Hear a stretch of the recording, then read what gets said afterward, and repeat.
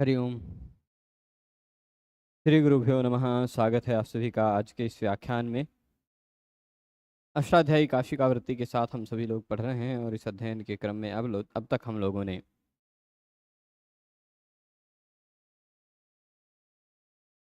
न पदांत द्विर्वचन वरे यलोपस्वर सवर्णानुस्वार दीर्घजश्चर विधिषु इस सूत्र को पढ़ना प्रारंभ किया था।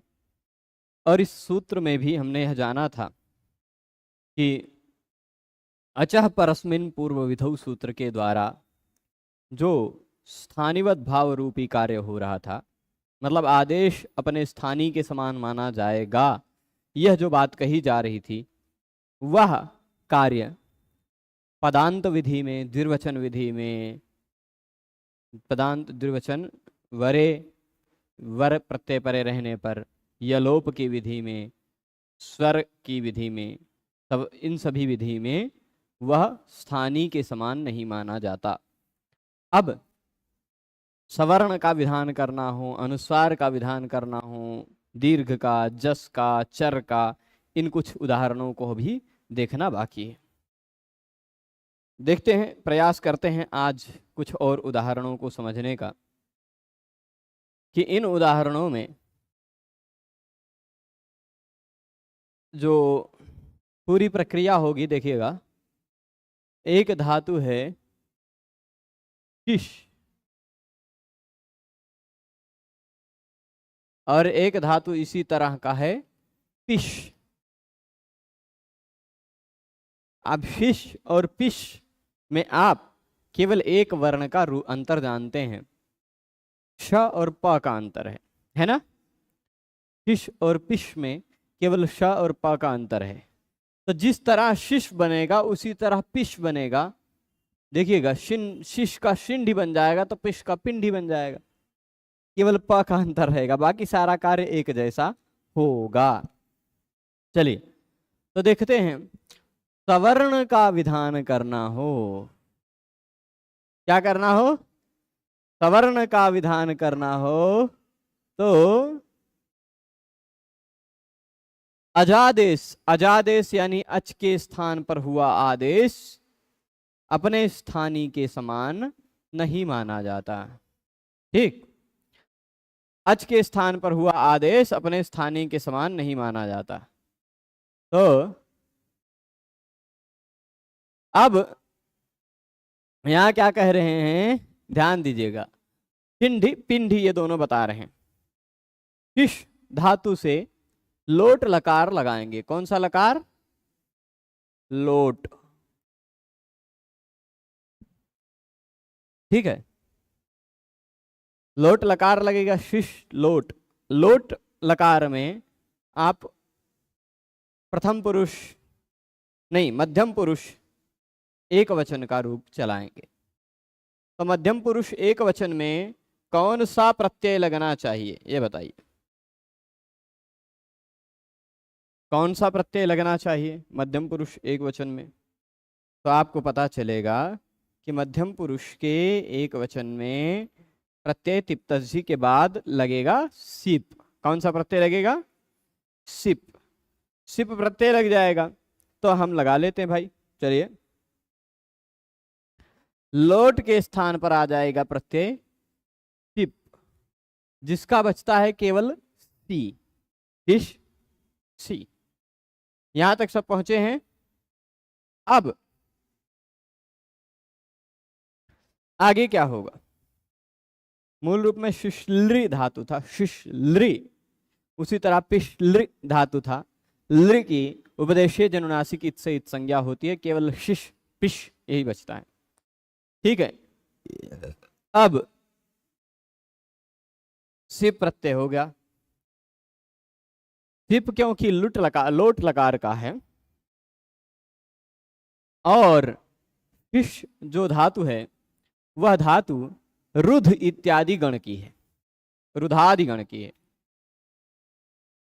आगम शास्त्र को पढ़ने में भी व्याकरण चाहिए, तो वेद हो, आगम हो, व्याकरण शब्द में सर्वस्व स्थान है।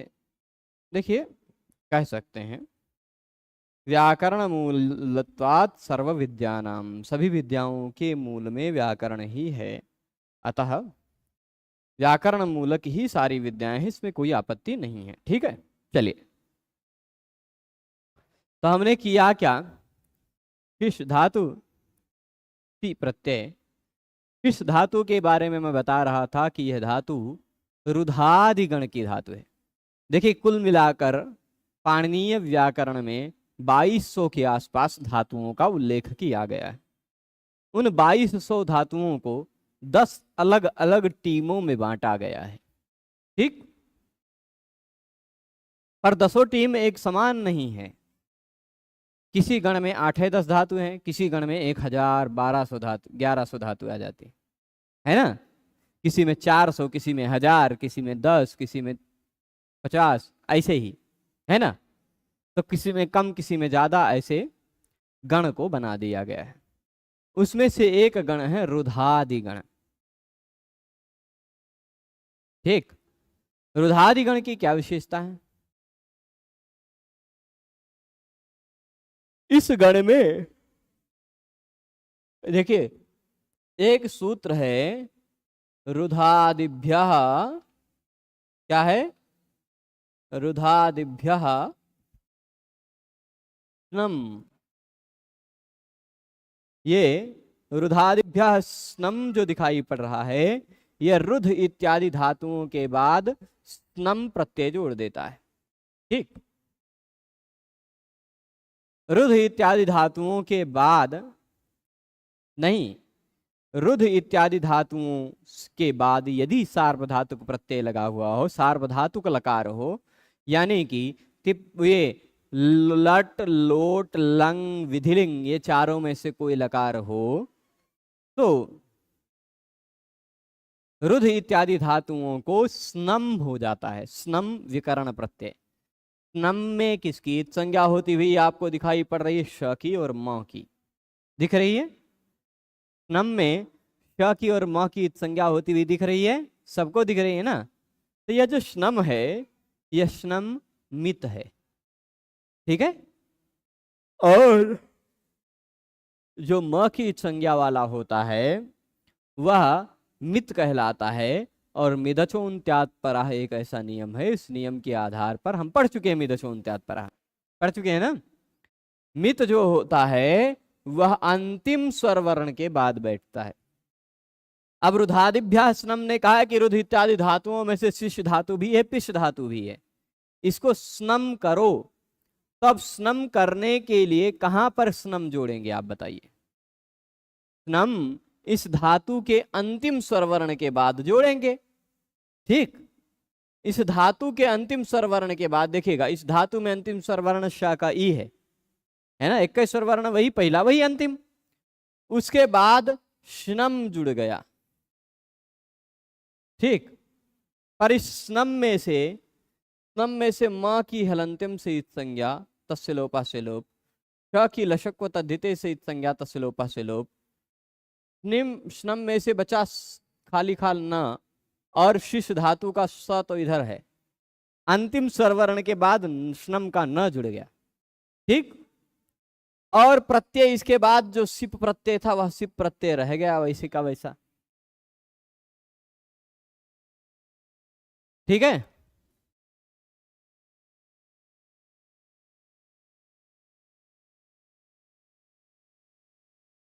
ठीक है, नारायण बताएंगे। ही न स सी, यहां तक पहुंच जाएंगे। मूल रूप में यह शिश धातु है, उसके बाद सिप प्रत्यय, बिचवा में यह स्नम आ गया अंतिम स्वर वर्ण के बाद। ठीक है, यहां तक सभी पहुंच गए हैं। अब यहां लोट लकार में जो सी प्रत्यय होता है, लोट लकार में जो सी प्रत्यय होता है, उस सी प्रत्यय के स्थान पर शेर ह्यपिच इस सूत्र से ही हो जाया करता है। सूत्र क्या है, शेर ह्यपिच।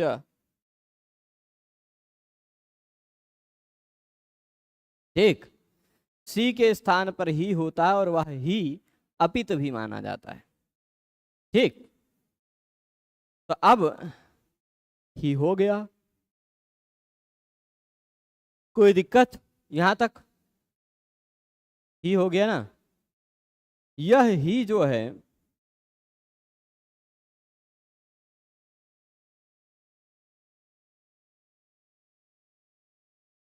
ही प्रत्यय कैसा है, ध्यान दीजिएगा। ही प्रत्यय कैसा है, अपित। बाकी संज्ञा नहीं हुई है ना इसमें। आप कहेंगे सिप के जगह पर आया था, सिप तो पित था, सिप के स्थान पर आया है सिप प्रत्यय, तो प की संज्ञा वाला है। उसके स्थान पर आया जो ही है वह प की संज्ञा वाला नहीं है, वह अपित है। क्यों भाई? क्योंकि शेर ही अपित च, सी के स्थान पर जो ही होगा वह अपित भी कहा जाएगा। ये बात कही है सूत्र ने। तो यह जो ही है वह अपित है और सार्वधातुक भी है। सार्वधातुक के स्थान पर आया है तो सार्वधातुक प्रत्यय कहा जाएगा, है ना। तो अपित है और सार्वधातुक है, इसलिए सार्वधातुकम अपित सूत्र हमने पढ़ रखा है। प की संज्ञा ना हुई हो जिसमें ऐसा सार्वधातुक प्रत्यय ज्ञित न होते हुए भी ज्ञित माना जाता है। इसी कारण यह जो ही प्रत्यय वह ज्ञित मान लिया गया। और ज्ञित प्रत्यय परे रहने पर, ज्ञित प्रत्यय लगा रहने पर उससे पहले आने वाले श्नम के आ का लोप हो जाता है। ठीक, तो श्नम के आ का लोप हो गया। ठीक है, कब श्नम के आ का लोप हुआ है वह पर में लगे हुए ही प्रत्यय के कारण हुआ है ना।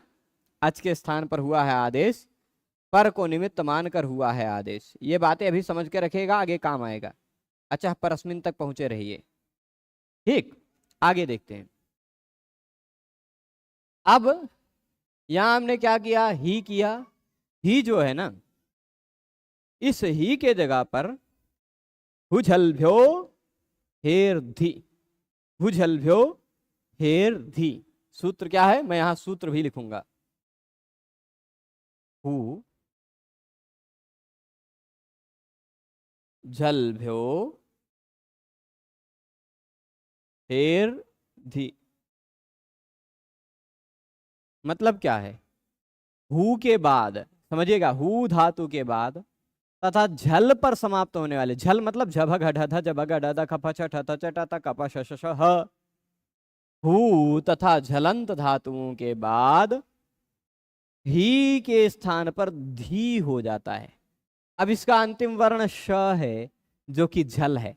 झल में श आता है ना, तो झलंत धातु होने के कारण झलंत धातुओं के बाद आने वाले ही के जगह पर धी हो जाएगा। क्या होगा, धी।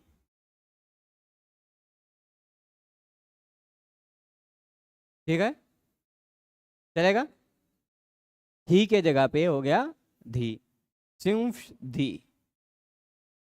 यहां तक पहुंच गए हैं सभी लोग। अब हमने आगे क्या किया, धी के हुए देखेगा, श के बाद है धा, श के बाद ध है, तो एक सूत्र है शुनाष्टुः। कुछ लोग इसको शटुना शटु पढ़ते हैं, है ना। तो शुनाष्टुः, तो अच्छा, शटुना शटु ही नहीं, खटुना खटु भी कहते हैं, क्योंकि श को ख बोलते हैं कुछ लोग। तो शुना ष्टुः, तो यहां क्या कहता है शुनाष्टुः, तवर्ग का यदि टवर्ग या श के साथ योग हो जाए तो वह तवर्ग टवर्ग के रूप में बदल जाता है। यह तवर्ग का स के साथ योग हुआ श के साथ, तो यह तवर्ग ध टवर्ग ढ के रूप में बदल जाएगा। ठीक है, सिंफ ढी।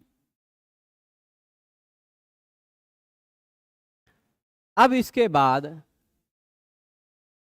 देखिएगा, ये झल है, झल है कि नहीं, और उसके बाद ये ढ आ गया, ये झश है, झभ घ ढ ध जब ग ड द, ये झश कहलाता है। है ना, झभ घ ढ ध जब ग ड द, ये झष है, उसमें ध आता है, ढ आता है, आता है तो झष है। झल के बाद झष आता हो तो झलाम जस झसी, यह सूत्र कहता है। झल प्लस, यह सूत्र क्या कहता है, झल हो प्लस झस हो तो इस झल के स्थान पर इसी वर्ग का तीसरा वर्ण यानी जस आ जाता, जस। अब झल के स्थान पर तीसरा वर्ण यानी जस आना है, जस, जस मतलब जब गड द। ये श के स्थान पर जब गड द में से कुछ आना है, चाहे ज आए, चाहे ब आए, चाहे ग आए, चाहे ड आए, चाहे द आए, क्या आना चाहिए। अब आप कहेंगे श का उच्चारण स्थान मूर्धा, तो उसके स्थान पर आएगा क्या, मूर्धा उच्चारण स्थान वाला ही आएगा। ये तो तालु है, नहीं आएगा। ये ओष्ठ वाला है, नहीं आएगा। ये ग कंठ वाला है, नहीं आएगा। ड मूर्धा वाला है और द दंत वाला है।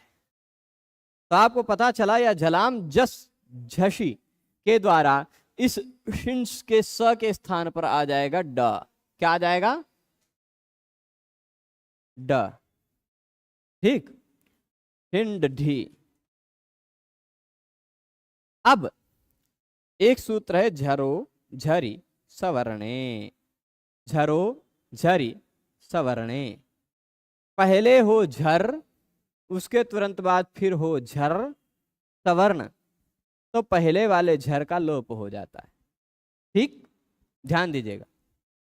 पहले हो झर, झर मतलब झबगड़ता जबगड़ता खप चढ़ता चढ़ता कप श, ये झर है। झर मतलब झ से लेकर शस्टर के स तक, है ना। यानी 23 वर्ण है झर में, झब घड़ ध जब गड ध खप छठ थ चट त कप, हर एक वर्ग का पहला दूसरा तीसरा चौथा आ गया और स इतना आ गया। 23 वर्ण है कुल मिलाकर 23। तो वह 23 वर्ण जो है झर, वह झर प्रत्याहार का वर्ण के बाद फिर तुरंत बाद कोई झर आ रहा हो, कोई भी झर नहीं, सवर्ण झर आ रहा हो, तो ये झर है, इसका सवर्ण ढ है और झर भी है। तो झर के बाद सवर्ण झर आ रहा है, इसलिए पहले वाले झर का लोप हो जाएगा, बन गया सिन ढी, सिन ढी। यहां तक पहुंचे हैं। अब नश्चापदान्तस्य झलि, नश्चापदान्तस्य झलि, यह पद के अंत में न हो, पद के अंत में ना हो। चिन्ह कोई पद थोड़े ना है, चिन्ह ढी एक पद है, तो पद के मध्य में आने वाला जो न होता है, उस न के बाद यदि झल आता हो तो न के जगह पर अनुस्वार हो जाता है। ठीक, अनुस्वार हो जाता है, पिंड ढी। इसी तरह पिंड ढी बना लीजिएगा, है ना। अब अनुस्वार के बाद यय प्रत्याहार का कोई वर्ण हो, यय मतलब यवर अल यमगणा न झभ घढ़ ध जब गड द हो, कप जब गड द खप छठ थ चट त कप, इतना यय है। यय प्रत्याहार का कोई वर्ण हो अनुस्वार के बाद, तो अनुस्वार के स्थान पर वर्ण का सवर्ण हो जाएगा।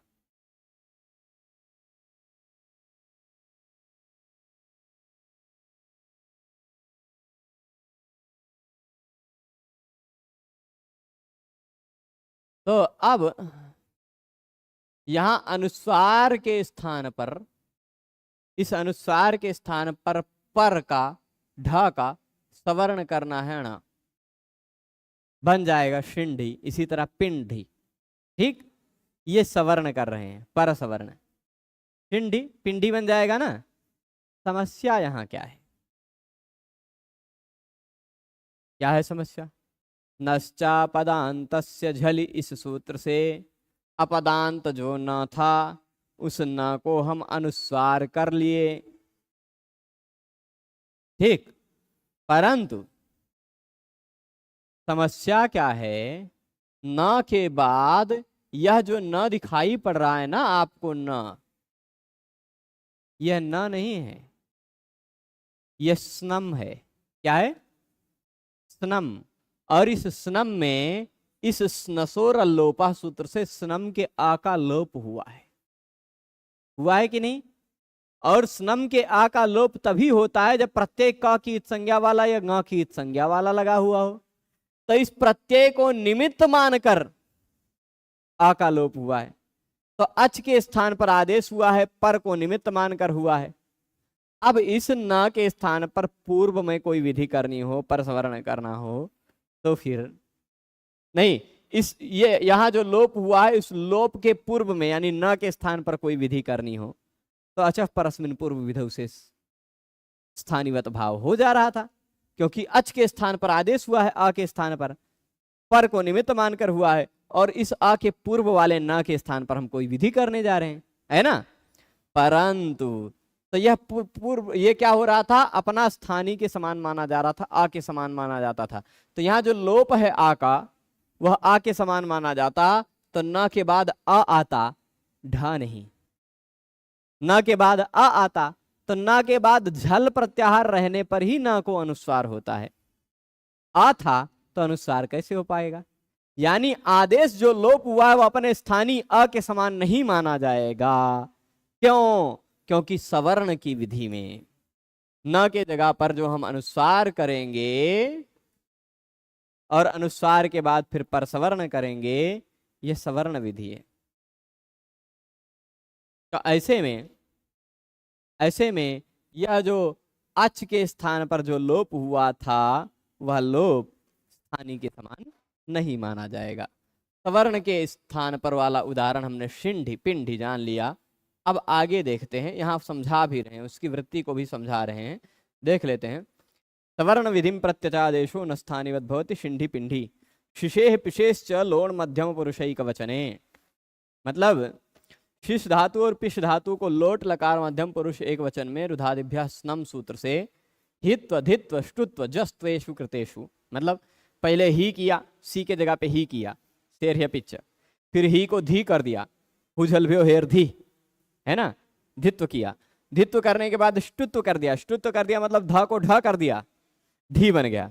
ष्टुत्व करने के बाद शिश का जो श था उसको जस्त करके ड बना दिया, झलाम जस झसी से, है ना। ये सारा करने के बाद जो स्नसोर अल्लोपा से जो आ का लोप हुआ था वह का गा की संज्ञा वाले सार्वधातुक प्रत्यय को पर में मान करके ही हुआ था, इसलिए पर निमित्तक है ना। और इसलिए अनुस्वार से यही परसवर्ण इति, परसवर्ण करने की विधि में परसवर्ण करना है यदि तो स्थानीवत नहीं माना जाता।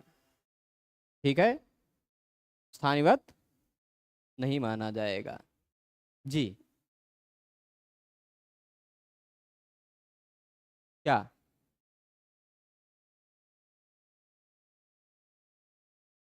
आ का जो लोप हुआ है न के जगह पर ना करने का जो स्टुनाष्टु से करना चाह रहे हैं आप, ठीक है, जरा आप स्टुनाष्टु सूत्र को निकाल लें। ठीक है, प्रश्न पूछा है आपने तो थोड़ा सा मैं दोनों को क्लियरिटी दे देता हूं। एक बार स्टुनाष्टु निकाल लीजिए सूत्र नंबर, और फिर उसके बाद नश्चा पदांतस्य झली सूत्र नंबर निकाल लीजिए।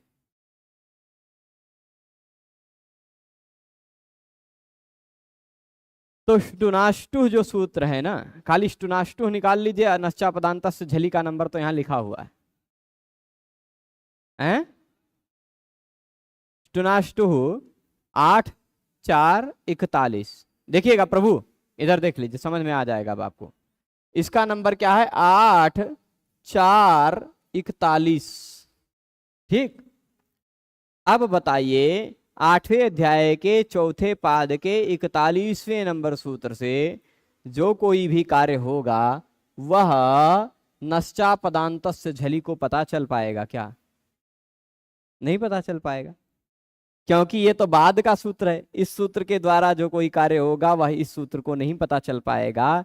तो स्टुनाष्टु से आप न कोणा कर भी दोगे तो भी इस सूत्र की दृष्टि में वहां पर न दिखाई पड़ेगा और यह सूत्र न को अनुस्वार कर डालेगा। ठीक है, अब मान लीजिए न को हमने अनुस्वार कर डाला, किस सूत्र से किया? न को अनुस्वार इस सूत्र से किया, इस सूत्र से अनुस्वार किया है, तो वो कार्य तो इस सूत्र को पता है ना। पहले के सूत्र ने जो कार्य किया वह बाद वाले को पता है, पर बाद वाले ने जो किया वो पहले वाले को नहीं पता है।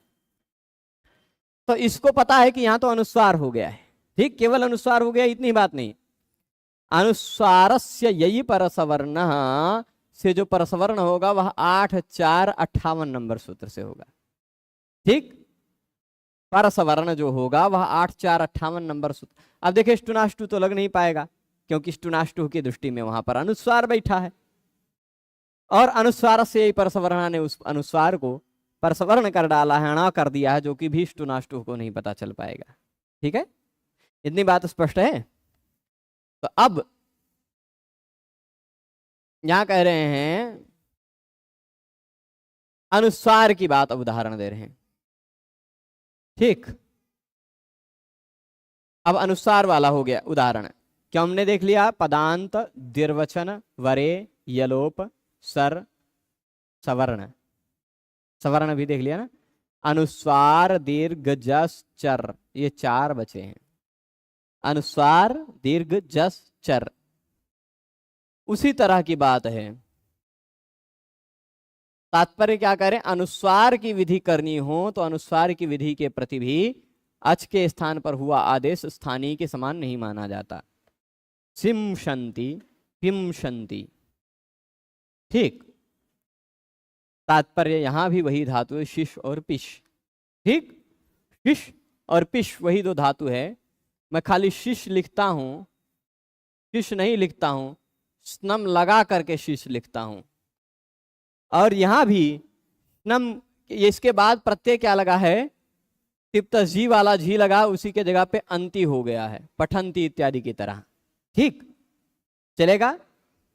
सिन अंति, यहां जो है अंति प्रत्यय के कारण इस स्नम के ना का लोप हो जाएगा, स्नसोर लोप, क्योंकि अंति प्रत्यय जो झी प्रत्यय है वह तिप प की संज्ञा वाला नहीं है। प की संज्ञा वाला ना हो तो स्नम के आ का लोप हो जाता है, स्नम के आ का लोप हो गया स्नसोर लोप से, तो सिन अंति ऐसा हो गया। यहां जो आ का लोप हुआ है वह आ का लोप पर के अंति प्रत्यय को निमित्त मानकर हुआ है। अब इस न के, इस आ के लोप के पूर्व में जो न है उस न को कोई कार्य करना हो तो अचः परस्मिन पूर्व विधौ सूत्र लग सकता है।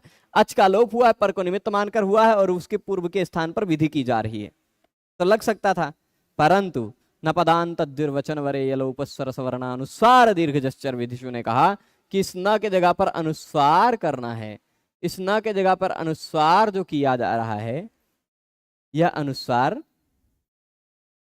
करने में भी, इस अनुस्वार को करने में भी आदेश अपने स्थानीय के समान नहीं माना जाता।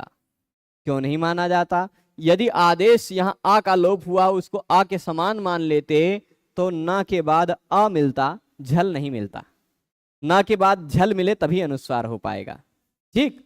तो यहां देखिएगा क्या कह रहे हैं, सिंशंति पिंशंति में नश्चा पदांत से झली, इस सूत्र से झल प्रत्याहार परे रहने पर, श परे रहने पर जो अनुस्वार किया जा रहा था, वहां पर स्नसोर लोपा सूत्र से जो आ का लोप हुआ था, स्नम में न में से आ का लोप हुआ था, वह अपने स्थानीय के समान नहीं माना जाता, ठीक है। तो सिंशंति पिंशंति भी हो जाएगा। अब इसके बाद उदाहरण दे रहे हैं दीर्घ, जस और चर, ये 3 उदाहरण बचे हैं। इन तीनों उदाहरणों को भी हम लोग भगवान ने चाहा तो जल्दी जल्दी खींच के खत्म कर देंगे। दीर्घ उदाहरण भी देख लेते हैं। दीर्घ विधिम प्रति अजादेशो न स्थानिवत भवति, दीर्घ विधान करना है तो भी अच के स्थान पर हुआ आदेश अपने स्थानीय के समान नहीं माना जाता। जैसे उदाहरण देखते हैं, क्या है उदाहरण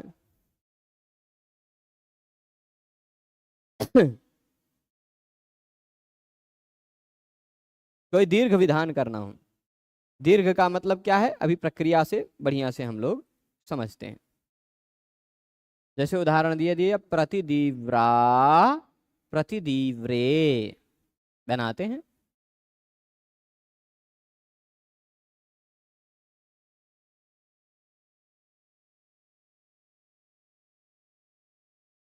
प्रतिदीव्रा, प्रतिदीव्रे,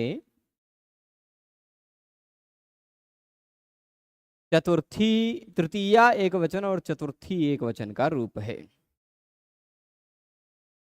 प्रतिदीव्रा और प्रतिदीव्रे।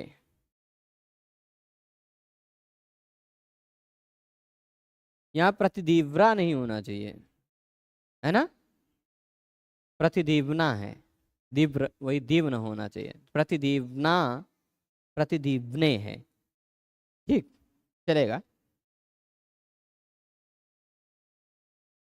जैसे प्रतिदीवन शब्द है, प्रतिदीवन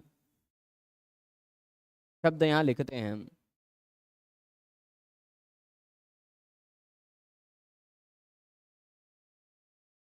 प्रति दीवन धन।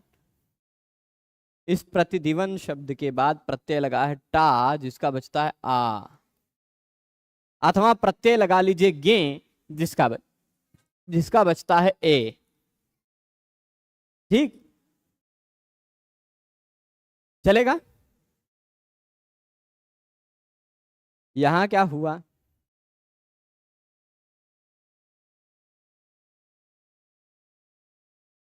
कैसे बना, यहां होगा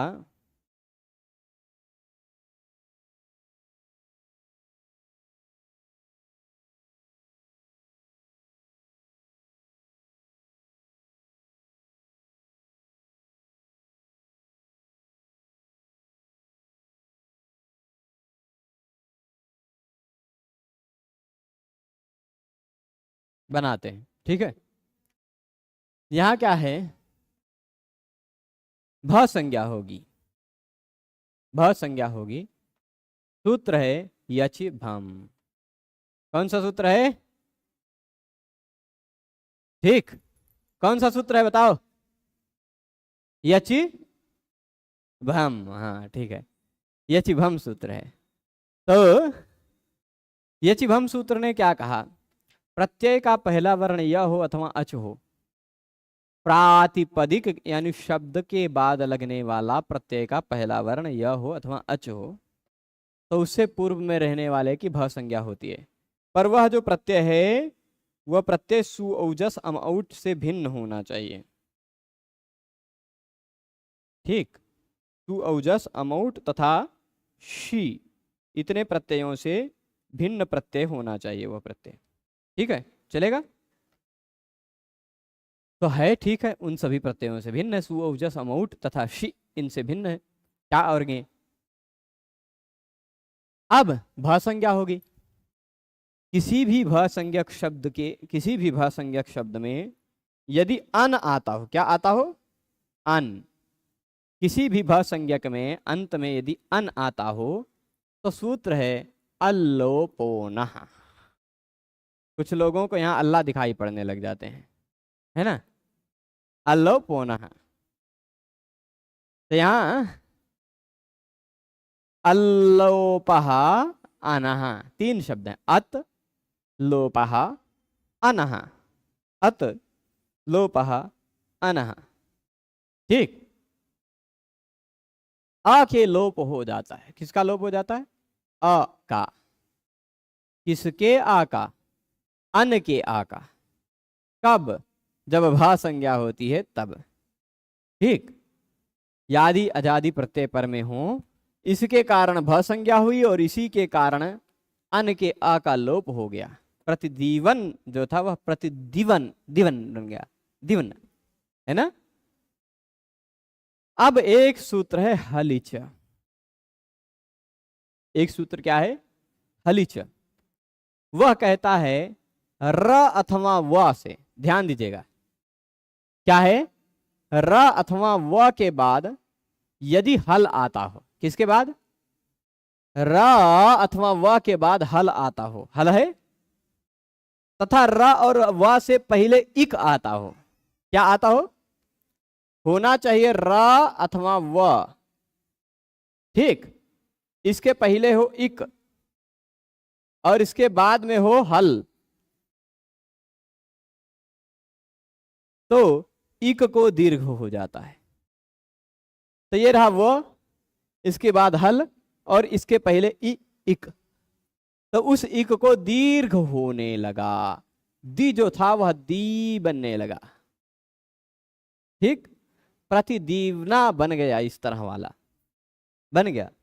ये प्रत्यय रहेगा तो प्रतिदीवने इस तरह बन जाएगा। परंतु ध्यान देने वाली बात यहां यह है, प्रतिदीवना और प्रतिदीवने में कि आकार का जो लोप हुआ है यहां दीव में, दीवन दिवन था, दिवन दिवन में न के पहले वाले अ का जो लोप हुआ है, इस सूत्र से अल्लोपोनः से, किससे हुआ? अल्लोपोनः से अन के अ का लोप हुआ। वह जो आ का लोप है, वह आ का लोप कहां हुआ? इसमें क्यों हुआ है? पर में प्रत्यय के कारण भ संज्ञा हुई है, उसी कारण है ना, तो पर को निमित्त मानकर ही हुआ है। और उसके पहले वाले इस अ का लोप हुआ, उसके पहले ई को दीर्घ किया जा रहा है, तो पूर्व विधि भी है। अच के स्थान पर आदेश हुआ है, पर को निमित्त मानकर आदेश हुआ है, और पूर्व के स्थान पर विधि की जा रही है ना, तो अचफ परस्मिन पूर्व विधव लग रहा है। इस कारण यह आ आदेश जो है वह अपने स्थानीय के समान मान लिया जाता, तो पूर्व की विधि ई नहीं हो पाती, क्योंकि उसके तुरंत बाद व के बाद हल ना मिल पाता, व के बाद अ मिलता, अ दिखाई पड़ता। यदि स्थानीय के समान मान लेते तो हलीचा से दीर्घ ना हो पाता, दीर्घ ना हो पाता, प्रतिदीवना ना बनता, प्रतिदिम्ना बनता, दिव्ना दी ह्रस्व रह जाता। ठीक है, तो क्या हुआ? क्यों नहीं हुआ? क्योंकि यहां है क्या, यहां दीर्घ विधि करना था, है ना, हलीचा से दीर्घ कर रहे थे, दी ह्रस्व था उसको दीर्घ विधान कर रहे थे। दीर्घ विधान करना हो तो अचः परस्मिन पूर्व विधौ नहीं लगता। ठीक है, स्पष्ट है? तो प्रतिदीवना प्रतिदीवने ये दोनों बन जाएगा, दीर्घ विधि का उदाहरण हो गया। प्रतिदिवन शब्द की भ संज्ञा हुई, प्रतिदिवन नित्यस्य इत्येतस्य भस्य, इस भ संज्ञा का इत्यधिकृत्य तृतीयैक वचने चतुर्थैक वचने च, तृतीया एक वचन के गे टा प्रत्यय लगे रहने पर, चतुर्थी के एक वचन के गे प्रत्यय लगे रहने पर अल्लोपोनः से आ का लोप हो गया, प्रतिदिव्न हो गया, दिव में से अ का लोप हो गया। और इसके बाद वह जो आ का लोप हुआ वह पर को निमित्त मान करके हुआ है। उस आ का यदि हम स्थानीवद भाव मानते, यदि उसको स्थानीय के समान मान लेते, तो पर में अच मिलता, हल न मिलता, और हलिचा सूत्र से दीर्घत्व नहीं हो पाता। और नह्ययम वकारो हल परः इति अस्माद वचन, क्योंकि यह जो दिवन में से देख लीजिएगा ऐसा है, दिव न, यहां आ का जो लोप हुआ है, वह आ का जो लोप हुआ है वह अपने स्थानीय के समान मान लिया जाता, आ के समान मान लिया जाता, तो वह न ही अयम अकार, क्या कह रहे हैं, यह अकार, यह वकार जो है यह हल परः नहीं है, इसके पर में हल थोड़े ना है, ये तो अच पर है, इसके पर में अच है ना। परंतु अस्माद वचनात् भवति, इस सूत्र में जो वचन कर दिया गया उस वचन से यह है, पूर्व में दीर्घ विधि करनी है तो आदेश अपने स्थानीय के समान नहीं माना जाता, यहाँ आ के जो लोप हुआ वह अपने स्थानीय अ के समान नहीं माना जाएगा, और तभी आसानी से दीर्घ हो जाएगा, तो दीवना दीवने इत्यादि बन पाएगा। स्पष्ट है? अब दीर्घ के बाद दो विधियां और बची हैं, जस और चर। जस और चर, इन दोनों विधियों को देखते हैं, फिर उसके बाद और काफी बातें हैं इसमें। जस और चर विधि यहां तक देख लेने के बाद एक पैराग्राफ ये है और दूसरा बड़ा सा पैराग्राफ ये है ना लगभग।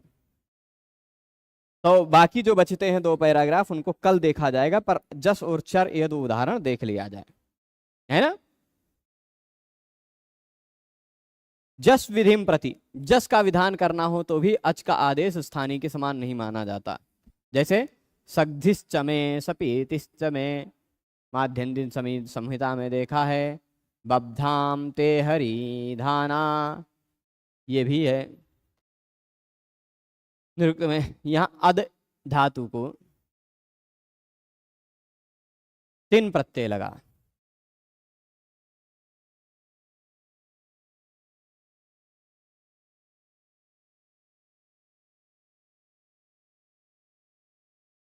ठीक।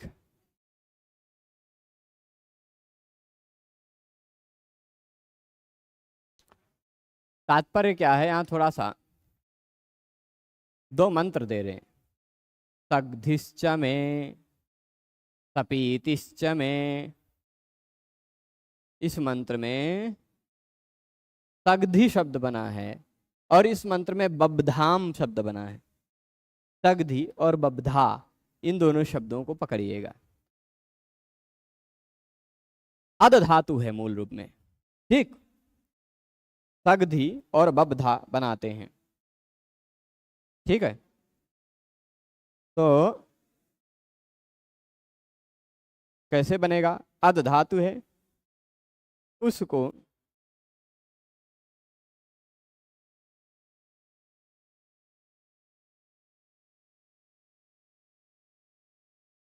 अद, ठीक। अद धातु है, उस अद धातु को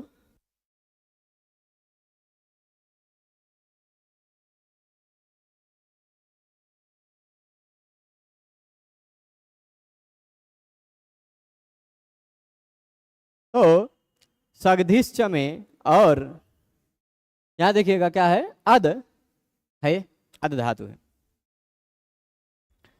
अब इस अद धातु को ध्यान से देखिएगा। अद के स्थान पर हो गया घस, धातु था अद, उसके स्थान पर आ गया घस। घसलि आया था पर घस बचता है। सूत्र है 2 4 39, अद के स्थान पर घस करने वाला सूत्र है 2 4 39। बहुलम छंदसी लिखा हुआ है, यहां लिखा है, वही लिखे। अद धातु था, उसके बाद प्रत्यय लगा हुआ था तिन। क्या प्रत्यय लगा था? तिन। तिन में से बचता है ती। क्या बचता है? खाली खाल ती बचता है। घस ती है, अद ती था, घस ती हो गया। क्या हो गया? अद धातु पर तिन प्रत्यय लगने पर बहुलम छंदसी, इस सूत्र से अद के स्थान पर घसलि आदेश हो गया, ठीक। बहुलम छंदसी सूत्र से अद के स्थान पर घसलि आ गया। घसलि जो आदेश हुआ, घसला आदेश लिखा, घसलि आदेश, घसला आदेश, है ना। तो घसलि आदेश हो गया, बचता है घस। अब घसी भसोर हलिच, घसी भसोर हलिच, घस धातु और भस धातु, घस धातु और भस धातु के बाद हल लगा हो, हल यानी व्यंजन, यति त हल है ना, व्यंजन है, तो उसके उपधा का लोप हो जाता है। इति उपधा लोप हो गया ना, बन गया घसती, ठीक। अब झलो झली, इससे सकार का लोप हो गया। झलो झली क्या कहता है? झल के बाद और झल से पहले आने वाला स गायब हो जाता है। 2 झल के बीच में आने वाले स का लोप हो जाता है। इधर झल इधर झल, बीच में आया स गायब, घती हो गया, घती। अब झषस तथोर्धोधाः, झषस, यहां देखिए पूरा लिखा है, बहुलम छंदसी से घसलि किया, घस के घा का उपधा का लोप किया, आ का, तो घ हो गया, घ आधा और स। फिर झलो झली से स का लोप कर दिया, तो घ और ती हो गया। अब झषस तथोर ध से, धोधा से घ के जगह पे ध कर दिया, घ जो था वह ध बन गया, ध ती, ठीक, ध ती। धाती जो है यहां होगा क्या? झसस तथोर धोधा कहता है झस होना चाहिए पहले, अच्छा सॉरी, यहां घ ही रहेगा, झस है। झस के बाद आने वाले त और थ को ध होता है। झस के बाद, झस मतलब झभ घढ़ ध के बाद आने वाले त और थ को ध हो जाता है, तो त को ध हो गया, यानी ती को धी हो गया, घ धी, ठीक। अब फिर इसके बाद उपधालोपस्य स्थानिवत्वात्। अब यहां जो घस में से जो उपधा आ का लोप हुआ है, ध्यान दीजिएगा, घस में से आ का लोप हुआ है ना, तभी तो घ बचा है ना, वह अच के स्थान पर हुआ है। वह जो लोप, देखिए स का भी लोप हुआ है लेकिन वह स्थानिवत नहीं माना जाएगा क्योंकि वर्ण विधि था, परंतु आ का जो लोप हुआ वह स्थानिवत माना जा सकता था क्योंकि अचह परस्मिन और पूर्व विधो भी, इस घ के स्थान पर कोई विधि करने जा रहे हैं तो घ के बाद वाले अ का लोप स्थानीय के समान माने जाने लगता। परंतु कह रहे हैं घ का उपधा लोप जो हुआ था, घ के आ का लोप, वह स्थानीय के समान मान लिया जाए तो झलाम जस झसी सूत्र से घ के स्थान पर जस तो नहीं हो पाएगा। घ के बाद झस हो तो घ के स्थान पर उसी वर्ग का तीसरा वर्ण हो जाता झलाम, ये झल हो उसके बाद झस हो तो झल के स्थान पर जस यानी घ के स्थान पर ग हो जाता है। यह तब हो पाएगा जब इसके तुरंत बाद झस हो। परंतु यदि हम उपधा जो लोप हुआ था अ का लोप, उसको स्थानीय के समान मान लेते तो घ के बाद अ मिलता, धा तो मिल नहीं पाता। तो झलाम जस झसी इति जस्तम न स्यात्, जस तो न हो पाता, परंतु अस्माद वचनात् भवति। इसने कहा था जस चर विधिषु, जस का विधान करना हो तो भी अच के स्थान पर हुआ आदेश अपने स्थानीय के समान नहीं माना जाता।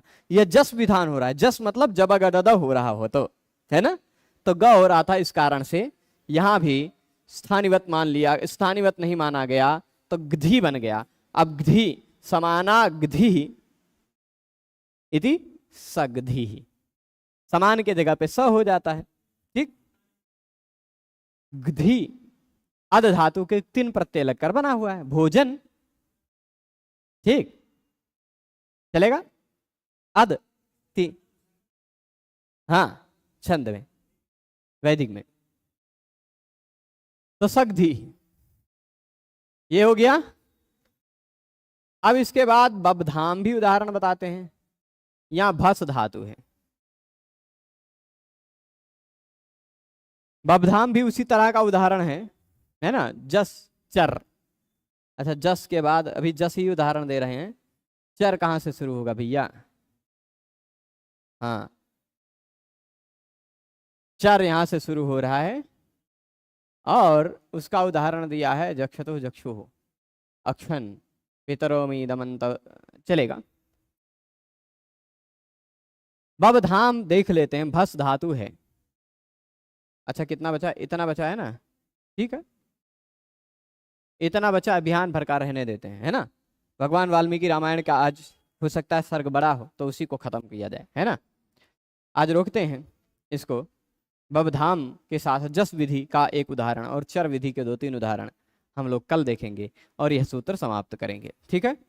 और फिर उसके बाद परसों तो क्योंकि त्रयोदशी हो जाएगी और परसों त्रयोदशी हो जाएगी तो उसके बाद हम लोग परसों केवल परसों हम लोग शिशुपाल वध भी पढ़ेंगे और उसके बाद चतुर्दशी को हम लोग द्विर्वचनेचि पूरा करके इस प्रकरण को समाप्त करेंगे, ठीक है। सभी लोग पूरे व्याख्यान में जुड़े रहे उसके लिए बहुत बहुत धन्यवाद। नमो नमः। अच्छा जन सन खनाम संचलोह में अनुनासिक अंग के स्थान पर आ आदेश हो जाता है तो आ यहाँ पर स्थानीय, यहाँ पर आ माइनस आ किस सूत्र से हुआ, कैसे भैया, पहले